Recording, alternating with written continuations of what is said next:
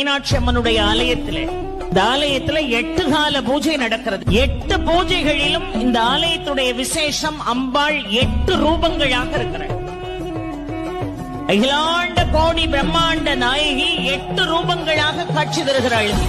அதிகாலையிலே அதுக்கு பேரு பிராதசந்தி என்று பெயர்.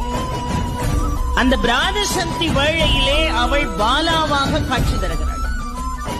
6 to 8 நாழிகை அவள் புவனேஸ்வரியாக காட்சி தருகிறாள். 12 to 15 நாழிகை அவள் கௌரியாக காட்சி தருகிறாள். மத்தியான வேளையில ஷாமளாவாக காட்சி தருகிறாள். சாயரட்சையிலே மாதங்கியாக காட்சி தருகிறாள்.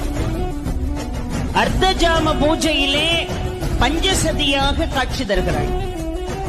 பள்ளியறையிலே பள்ளியறைக்கு செல்கின்ற பொழுது சோடசியாக காட்சி தருகிறாள்.